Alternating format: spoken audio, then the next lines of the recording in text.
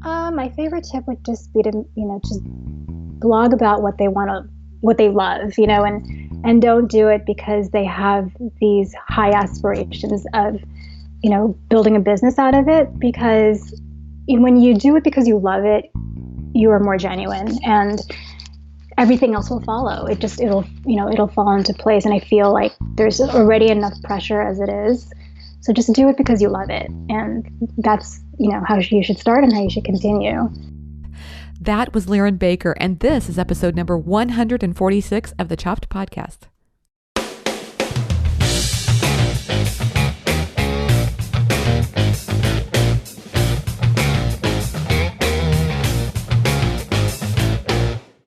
Hey everyone, I'm Marley of the blog Namely Marley. I am your host, and this is the Chopped Podcast. This is the podcast designed for people just like you, bloggers who love food.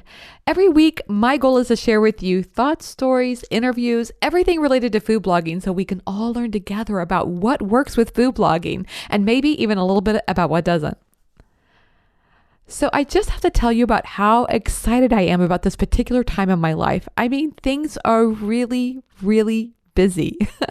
Some of the things I actually feel a little bit stressed out about, for example, tomorrow we're moving my mom to an independent living apartment, and there's just some stress around that. And, we're going to get through it. I think everything is going to be fine. But yes, there's a little bit of stress around all that. Also, Sean and I have been working on creating courses for Chopped Academy. And I'm really excited about this because, first of all, it's been both a challenging and fun process. And to me, that is a perfect, I don't know, if I were to create a formula for what I think is perfect work, it's when things feel really challenging, but you can find ways to have fun with it. I think that is really, where the jewels are, I guess. It's interesting to me how crazy building courses can be because it's a little bit like building a house. There's like all these decisions down to the tiles and the things that you pick out and where the bathrooms are going to be versus, I don't know, like there's just a lot of things to figure out. And I feel like that's the same thing with developing a course, especially when we have so much care we're putting into every decision to make sure it's going to be the perfect course for you. And I'm really excited that we're going to be launching with both Pinterest and Instagram, and those are coming out soon. And it's just going to provide lots of great value. I'm really excited. So if you're interested in learning more about this when the courses come available, sign up for the Chopped Academy newsletter and you'll be the first to hear about them. Just go to chopped.academy and then scroll down to the bottom of the page and you'll see the sign up form there. I'm also excited about something related to my site, namely Marley. We are breaking personal records for traffic. And let me explain, because I don't know if you've ever run in your life, and I really would not categorize myself as a runner. But I had a friend that was a really good runner. She ran in college. And so she would go and run these 5Ks. And of course, she would kind of win them. And then she would cool down and come and run with me because I was way back at the back of the pack. I'm not a fast runner at all. But I did enjoy the process that she talked about, this personal record idea. And what I loved about that is I wasn't racing against the person next to me, which was a good thing because it would be depressing when they would run up ahead of me. Or, sometimes I would run up ahead of them and maybe they would be depressed. I have no idea. But personal records is really the idea of keeping track of your own record. So if I ran a 5K in 28 minutes, my personal record would then be to run the next one and I would just be shooting for, 27 minutes and 55 seconds. That to me would then be my next personal record. And so it created my own source of fun around the race and my own sense of purpose. Not that, I'm trying to win and not that I'm trying to beat anybody around me. It's really just about me. And I feel like, don't you think there's some great connections with food bloggers on that? Because I don't think there is a number one food blogger out there. I may be the pioneer woman, but she's kind of moved beyond all that right now. So to me, it's like no matter what you do, there's always going to be somebody who does something better, or they can do it faster, or they have bigger traffic. It's about you setting your own goals and finding ways to meet those and feeling really good about that. So rather than me sitting here going, oh yeah, yes, our traffic is so much better than it was a few months ago, but we're not as good as so-and-so. Instead of me doing that, I'm just celebrating. And I'm really excited about the fact that we broke some personal records in our traffic. And I feel like our momentum is growing and that we're on a path that will be breaking some more personal records soon. So I'm really excited about that. At the same time, I think I've mentioned to you all before that I'm working on a novel, and I'm really excited to say that I'm on the finishing ends of that. I actually now have an agent that's interested in reading it, and I just have to tell you that handing over something that you've been working on and feels so, you feel so personally attached to it. Oh, it's just not an easy thought. Maybe a little bit more stress in this one, yes. But I'm committed to staying very objective about the outcomes because I am writing this novel as an answer to an idea that found its way to me.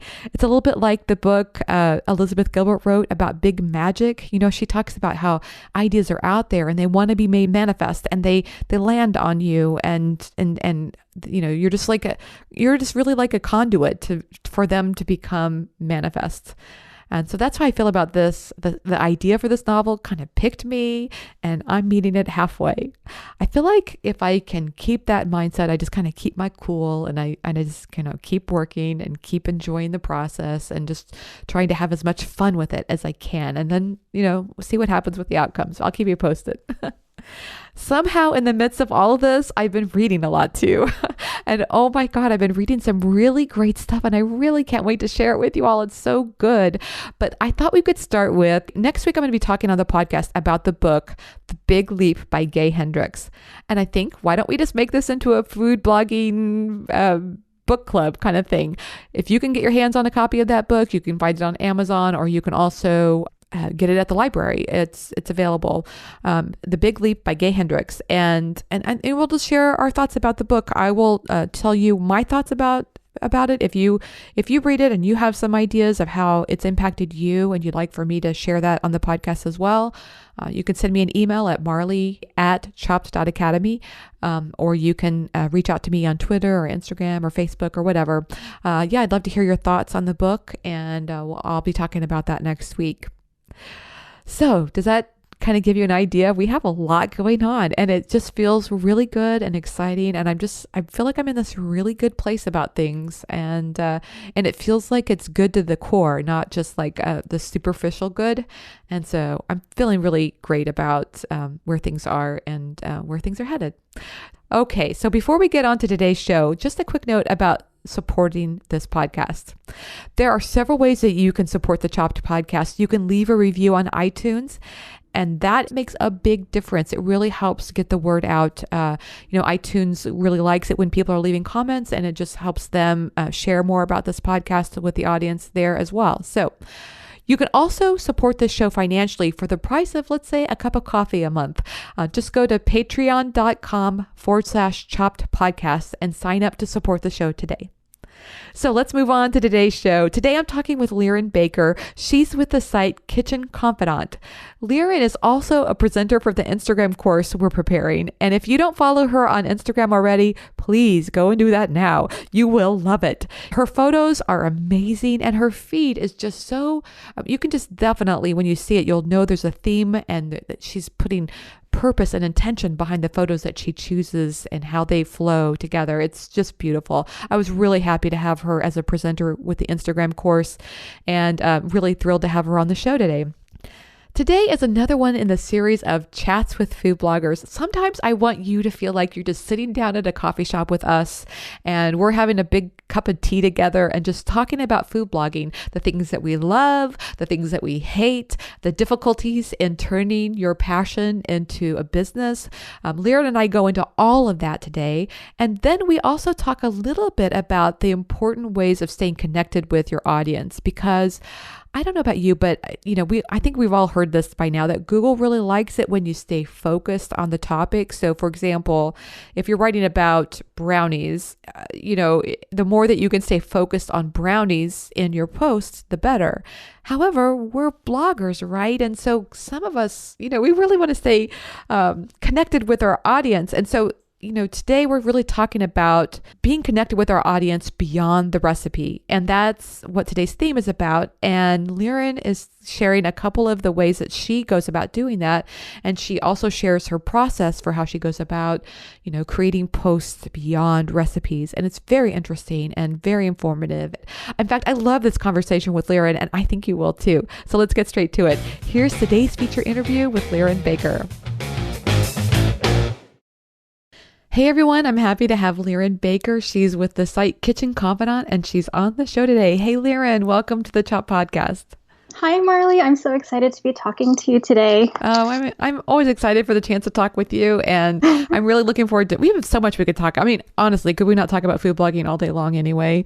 Yeah, all day, every day. The other day, I was at a meeting, and somebody introduced her. She introduced herself to me and said that she was a social media manager for a local company, and I was like, "Oh my God, someone I could talk social media with." Someone you can totally geek out with. Yeah, somebody who gets it. Yeah, I know. That's the hard part. Someone who gets it, right? Yes, because most people kind of have that dull look in their eyes, like, "What? What's that?" My dad's still like that. He still doesn't quite get what I do, and I think he's getting there. But yeah. It's so funny. You have to kind of drag them along. Yeah. Okay, so I would love for you to share with people a little bit about why it is that you started your site. So I started my site, I guess it was in 2010, and part of it was I just wanted to start archiving all of the family recipes, just because, I grew up with a mom who really did enjoy cooking, so my exposure to cooking was much later, I should say, and like realizing that I had a love for cooking came much later, and it actually grew out of necessity because my mom passed away at a young age. I think around 18 at the time. So that's when I realized I needed to start paying attention to food and, feeding my family because there was nobody else. And so, when you start to do that, you start to realize, oh, you want to recreate flavors, you want to remember moments in your family history. And so that's where my love of cooking started. And as my kids started, getting a little bit older, I mean, they were probably preschool and kinder at the time, I realized it was important to write it down. So primarily it was for them and for my sister and like my brother who lived across the country and would always be calling and how do you make this and how do you make that? So I figured I would write it down, and I didn't really think that other people would read it. I mean, I knew that was a possibility, but it did. And so it just kind of grew from there. And before I knew it, I just, a couple of years had gone by and it had never really stopped. So that's kind of where it all began, pretty much to archive memories and recipes. And then after a while, you just start experimenting more and realizing, oh, I could just play in the kitchen all the time and have so much fun and share about it. So that's where it all began for me. How did you come up with the name Kitchen Confidant?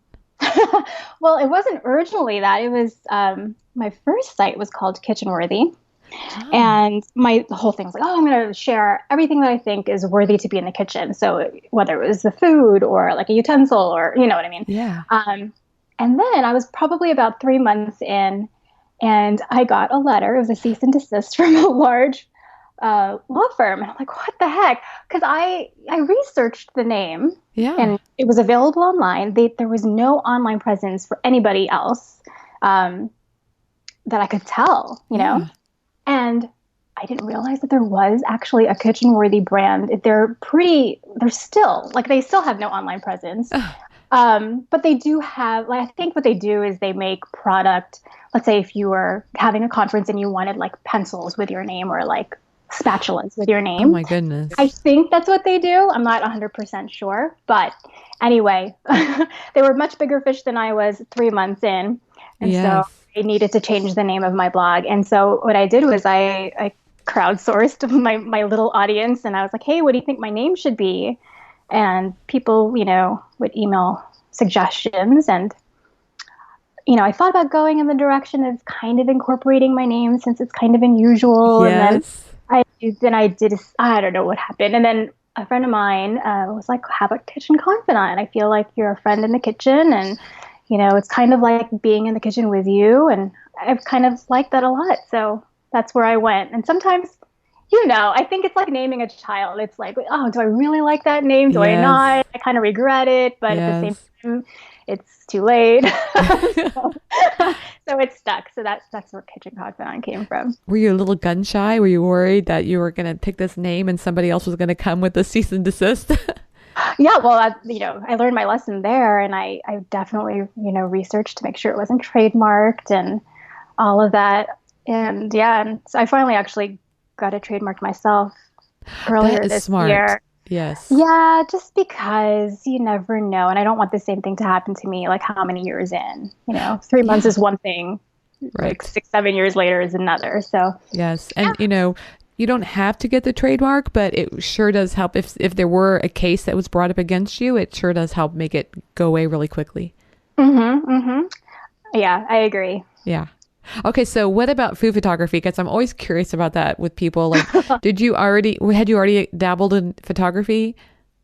I dabbled in like photographing my children. Got, I got you. When you have kids and you just take 5 billion pictures of them, Yeah. and so I thought I was decent, and I thought, oh, I'll just start photographing food. It looks like a fun thing to do, and I'll never forget. Like the first thing I ever photographed, and I think it's still on the blog, and I hope nobody looks at it, but they were clementines.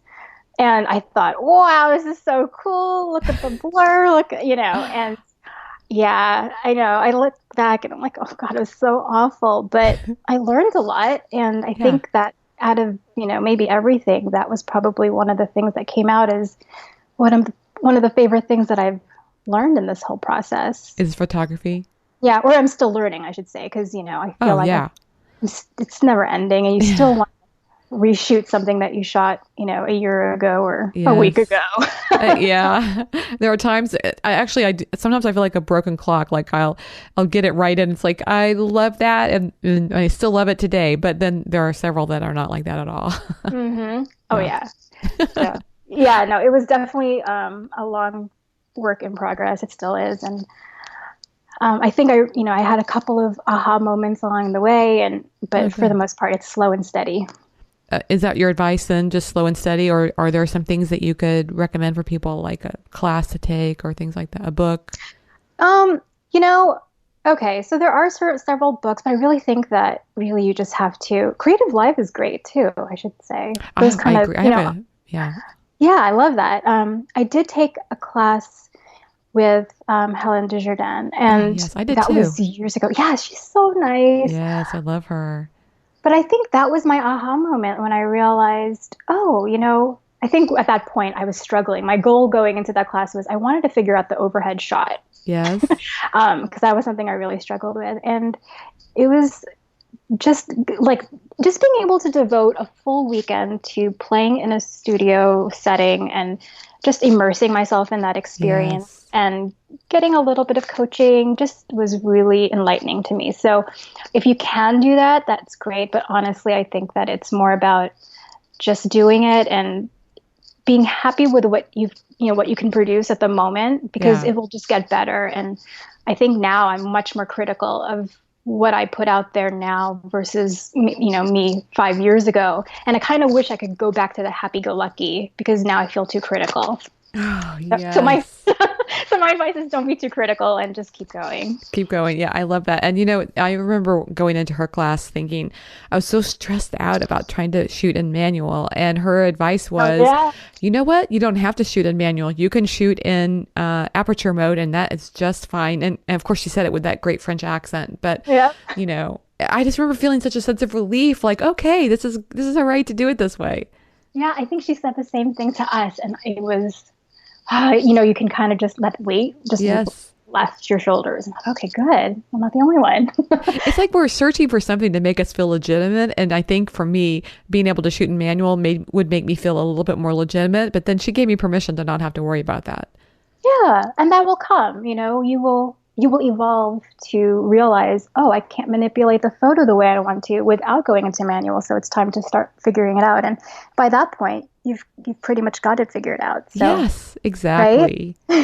Yeah, I love that. That's very good. Okay, so what for you has been like the favorite thing about food blogging so far? Mm, a lot of it is meeting so many people. And I know a lot of people say this and it almost sounds cliche, but that part is so true. And Yeah. the world is so much smaller than you can even imagine when you start a blog, especially a food blog. And yeah, it's brought so many amazing experiences, the trips that you get to go on and the people that you get to meet. And really getting behind the scenes with the food that you eat. It's so different from going to the grocery store and seeing everything packaged really nicely, to be able to get behind the scenes and meet the farmer and, meet the Yes. winemaker. It's so enriching.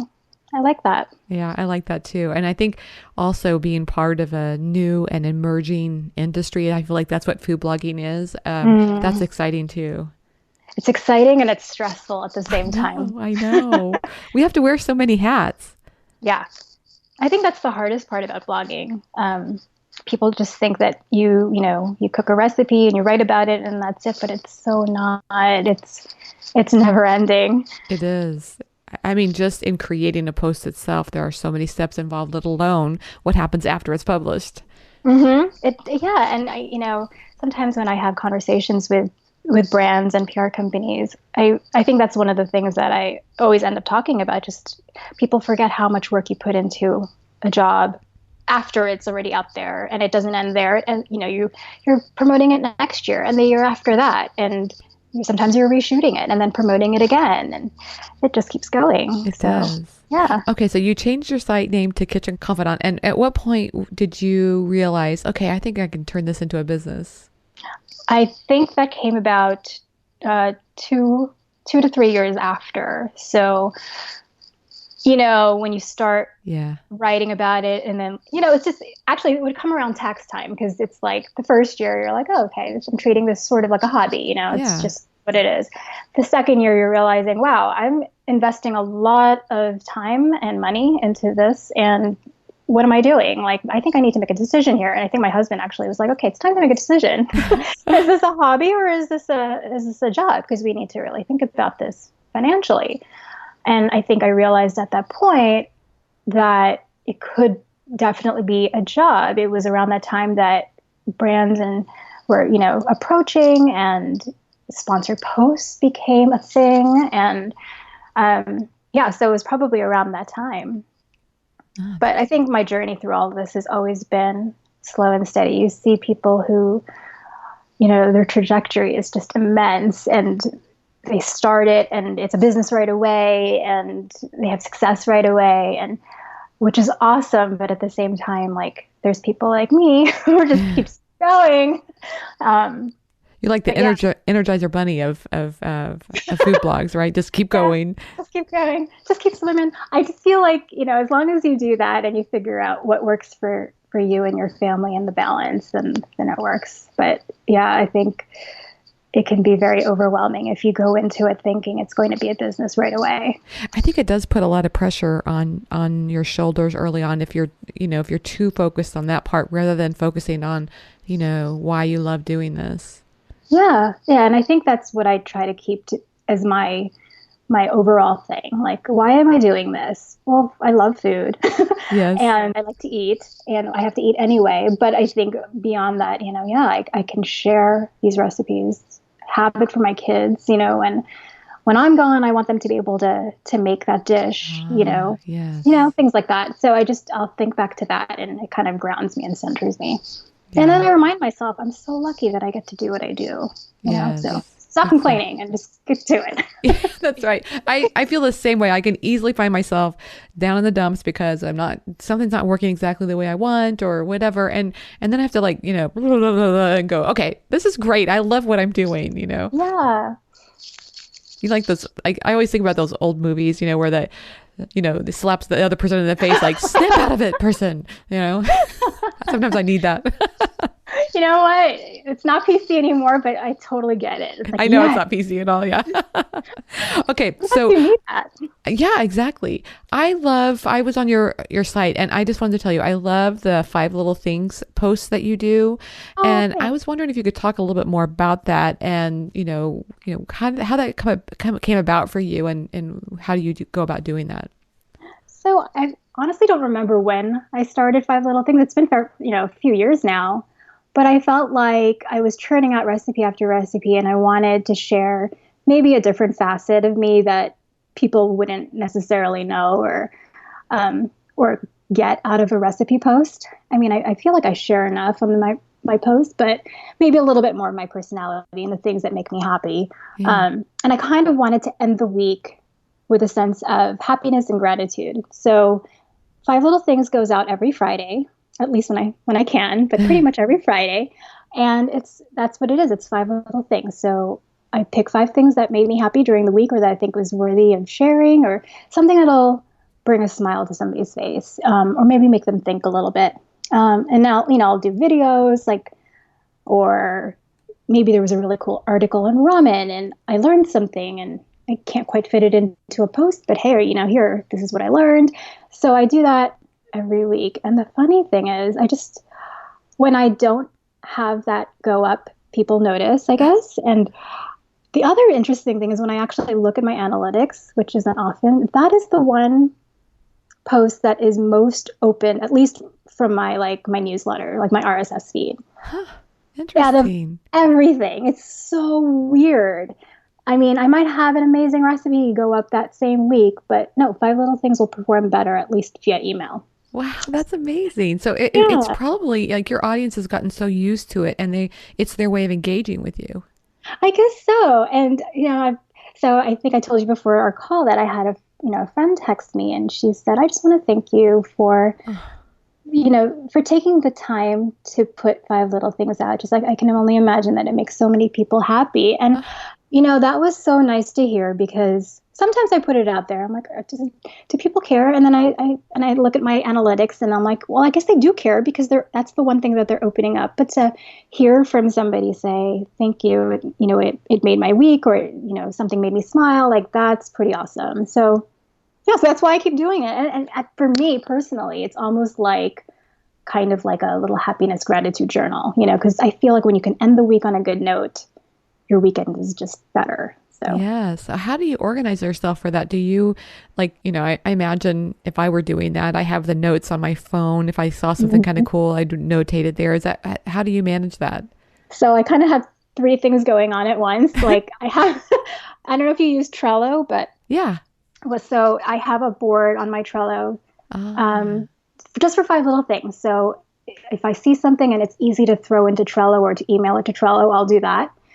If I'm on Facebook doing the scroll through and it just keeps going and going. But if I see something I like there, I'll save that, the thing. So you can go to your saved part of Facebook and then I'll scroll through there and see if there's anything that I really, really want to share out of all the things that I liked.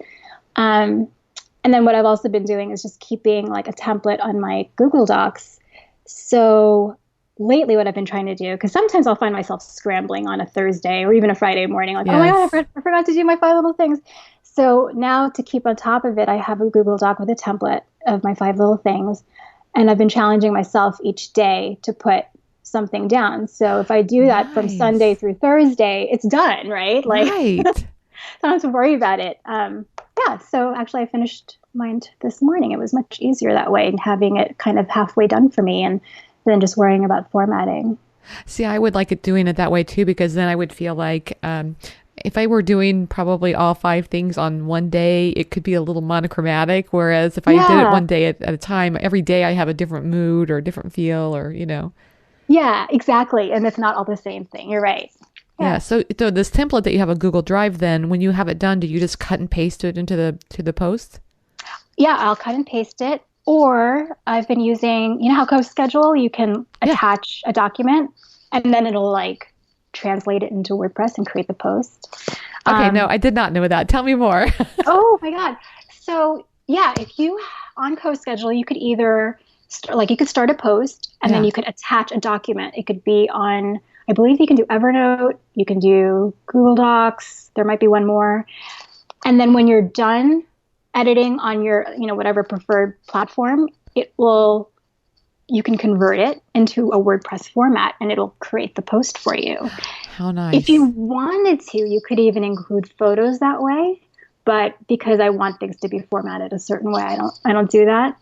And it can be a little bit weird. It does add some extra formatting that I kind of go through and I end up deleting. So it depends on how I'm feeling. If it's a simple post, I'll just go ahead and convert it. If there's a lot of links and stuff, I might just go ahead and copy and paste it out of the doc. But the nice thing about that is that if you're out, your kids are at soccer practice and you're sitting there and you're not on Wi-Fi, but your phone, you can go ahead and do things Yeah. and then that's really cool. Oh, I know. I can't tell you how many posts I've written that way in like a doctor's office or like Yes. waiting for a music lesson. Yes. I mean, I think finding those kind of tips and tricks are so helpful. Yeah, it helps because you just want to save time and you don't want to lug your laptop with you all the time. No, So, I don't think it's good for my laptop. I know that. And like you say, it's heavy and, cumbersome. There are times I feel like I want to take everything with me everywhere I go. Like I have a bag and I feel like I have my computer and my planner and all these things. And oh then my there are gosh. times I just want to be carefree and just go and not have to have everything. Yeah, yeah. And I've actually written posts like sponsored post previews on my phone on a Google Doc. It's Yes. it's amazing what you can do on that little tiny thing. Yes. And then you use CoSchedule and it just loads it up as a WordPress post. Yeah. And also how you sometimes go back with a client and they'll have revisions. And Yes. so you can go ahead, accept all the revisions, plug it into CoSchedule and then have it convert. It's really handy. Ah, that is so nice. I love that tip. It's a really good one. So then you do that and you publish your five little things every week, and then that is a great way for your audience. I mean, what I'm trying to say is I feel like on our recipe posts, there's a little bit of pressure these days to kind of stay very focused on the recipe rather than maybe telling some other stories or, maybe including some extraneous link of something that you found wonderful this week. So putting it in five little things is a way of helping your audience get to know you better, know what you like, and yet kind of separating it from the recipe. Yeah, totally. And it's like you can share silly little things and they'll probably realize, oh my God, she really is a dork, but whatever. An adorable dork. Hopefully they agree. And if they don't, then that's fine. That means, they're not meant to be my audience. That's right. I think that takes reminding myself as well. Like sometimes I worry, like, what if I were to do something like that and people will go, oh my God, she is a nut. And then, but you're right. That's just a way of kind of weeding out your audience a little bit. Yeah. Even though you want to please everybody, you can't. So, Right. yeah. I also noticed that you don't do only recipes. I noticed you had like some things about the kitchen that aren't recipe focused. Yeah, I try to vary it up. I have another series called One Quick Tip, which I started maybe a year ago because I just thought there were little tips here and there that I thought could be handy and helpful. And I didn't feel like everything, I mean, recipes do perform the best Yeah. overall on my site, but I think One Quick Tip is just a fun way to share a little extra helpful something. So I try to do those once a month. And what would be in a one-click tip post? So when I started, like my very, very first One Quick Tip was, for example, when you're at the grocery store and you're trying to go through the produce and figure out what's organic and what's not organic. So the tip was how to read those labels that are the little sticky, annoying labels that are on, Yes. on the produce. So that was like the very, very first quick tip. Another one was, how to get the smell of garlic off of your hands. The one this week, which was really like hilarious because we had this issue, like our wine glasses were getting really stained from red wine stains, no matter Yeah. how well I would wash it. So this week was how to get them like nice and sparkling clean again. So it really varies. And that's something I would imagine that you could then internally link from one of your own posts, right? Like, if you're Yeah. doing a sangria, then you could say, hey, and if you're having trouble getting your wine glasses clean, you could click to that.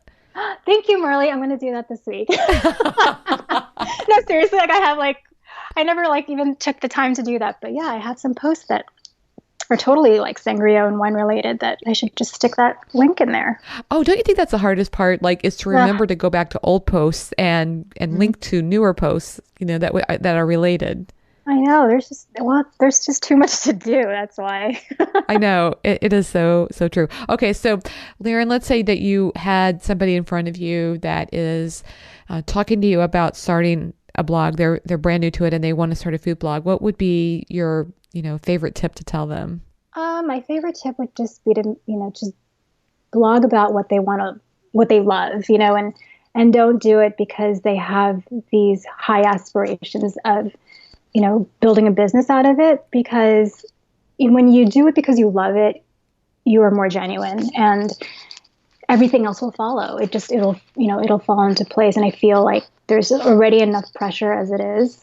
So just do it because you love it. And that's, how you should start and how you should continue. Yeah, that love, that passion comes through and people will see that. Mm-hmm. Yes, I love that. I love to ask these questions at the end of the interview, so I hope you're game for that. Of course. Cool. So what's one food item you can't live without? Oh my God. Chocolate. You and me both, girl. The problem is there's just too many. Like, you know what I mean? There are a lot of foods I can't live without. So, but chocolate's one of them. That's one of them. But honestly, I guess it would probably be tea. Lately, it's been tea. I love tea. What kind of tea? Do you have a favorite? So, yeah, like right now I actually have some green tea. I love green tea. And in the evening, I like a cup of mint or chamomile, just, to wind down the day. So I have to have at least 2 cups a day. I heard somebody say that combining mint tea with dark chocolate is a pretty nice experience, and I could see that would work. Yes, it is good. Yes. Mint and chocolate is always a good combination. Yeah, it's like, what are those, the Andes or like Thin Mints. Do you have a favorite brand of tea that you use, or do you just kind of play around and try different ones? I have been playing around. Right now, I'm really liking the Numi, but I do play around. Like I've been dabbling in different brands, but it depends on my mood too. So I like the Numi because it's organic, and sometimes it's hard to find like good organic teas. And I've been liking the Pure Leaf too. I don't know. I like them all. Have you ever tried Harney and Sons? No. Oh, I really like their tea. They have a tropical green tea that's got a little bit of pineapple in it. It is so good. Oh, I want to try that. Okay. Oh, I could drink it every day, especially in the summer. I feel really drawn to it in the summer. It's great. But their chai tea, I'm kind of picky about my chai, I realize over time. And their chai to me is perfect. Mm. Okay, I'm going to try theirs. Yes. Yeah, I haven't found like a chai tea that I really, really love that's not, like, what I mean, like when you brew it at home, it's just different. I know. There's so many different flavors. Like I feel like there's some chai teas are way too cinnamony. Mm-hmm. And I'm not a big fan of that. Yeah, no, I agree. Funny that you should mention that. Yeah. Yes. I think that's why I avoid chai tea, just because I can't get it right unless if I'm out, like at a tea house or make it yourself. Yeah. Yes. Celestial Seasonings also has a mountain chai that is really good because also you can get it decaf, which I like as well. So I can have that. It's almost like a dessert tea for me after dinner. But if they have, it's called mountain chai because it has, I want to say, cloves. It has ground cloves in it. Oh, that sounds good. Yeah, it's very warming and just so, I could just drink it all day. I love it. That makes me want it to be like fall and winter. I know. I'm so ready for it right now. But I love a good glass of tea. Okay, so what's the favorite app on your phone? Oh, my G Tasks, like the Google Tasks thing. I don't even know about this. What is this? It's just a way to do lots of lists. So nice. I have like a list for like every single store that I have to go shopping at, and yes, and then lists for what I have to do at home and like Christmas shopping lists. It's all about the list, and I could just check it off. Okay, I have to ask you: is that because it helps you get things done? Because I have to confess that there are times that I can sit in front of my computer and I can go, I think I got it all done. Oh my gosh. Yeah, no, but the problem is you realize you're not done because there's too many, like, there's another list. Oh God. Yes, there's a million things, but if I don't have it written down, it's like I live in La La Land. Yeah, no, but for me, I need it just because I've gotten so forgetful. So if I don't write it down, then I won't remember. Yes. But either way, it doesn't seem to matter because I feel like I'm always at like the grocery store every day because I forgot to buy something. I know. It never fails that, Yeah. like I'm shooting something and I realize, oh, shoot, I wanted to use red onion in that and I don't have a red onion. So I got to go get that. So, Oh, back to the store. Get more. yes, back to the store one more time. They're like, she's here again. Oh my God. I know. I think the tellers know me at my local grocery store. They just kind of like, whatever, here she is Yeah. again. Yeah.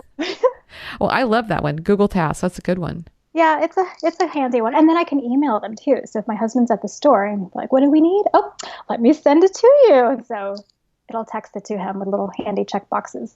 That's pretty sweet. Now, my husband's kind of techie and he created us a shared list. We have iPhones, so we have a grocery list. So that way I can just add it to the list. And if he's at the store, he can pick it up. Oh, I love that. That's I good. know. It's pretty nice. Do you have an iPhone? Yes, I do. Yeah, you could do that too.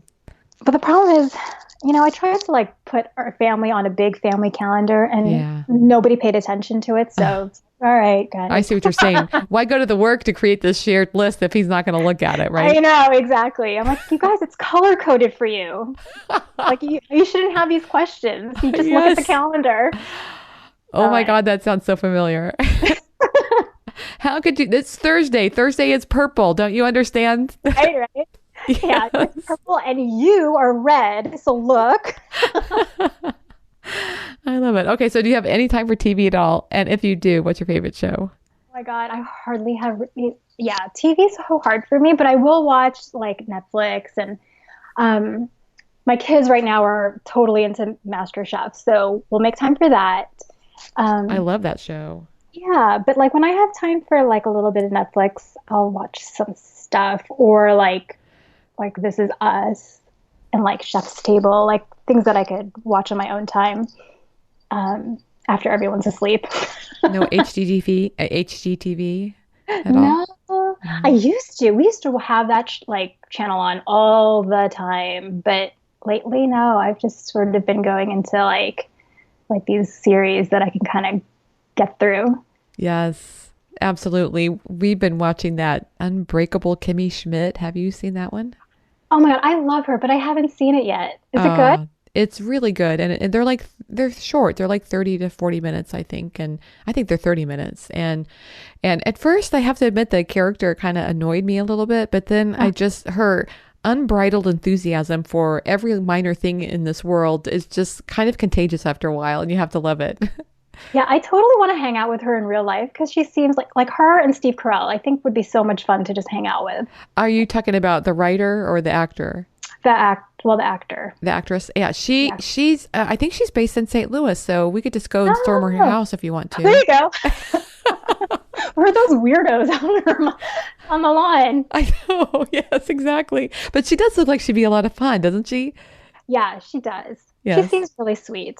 Yeah, totally agree. So yeah, okay, but I have been watching The Chef's Table as well, but I am behind. I think I watched season 1. I've got to get caught up, but Yeah, I'm finally getting caught up, and then I'm kind of skipping around too, like on episodes. But I I know love it. because So some well are done. less intriguing. Yeah, yeah.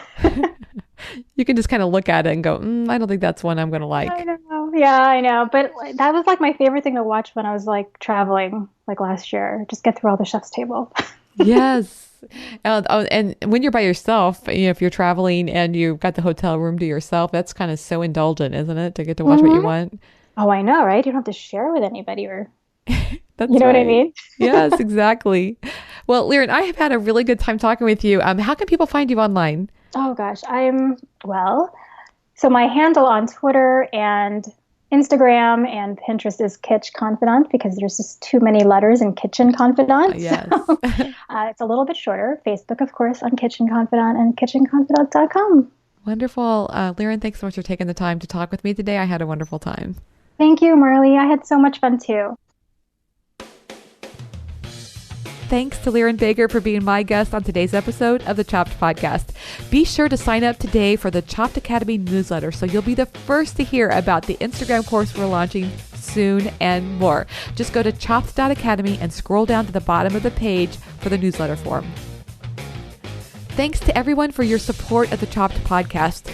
Support the show at patreon.com/Chopped Podcast. And you can also leave a review on iTunes or Stitcher, which will help make a big impact for the show as well. It takes only a few seconds of your time and really means so much. We also appreciate your reviews on social media as well, so please keep spreading the word.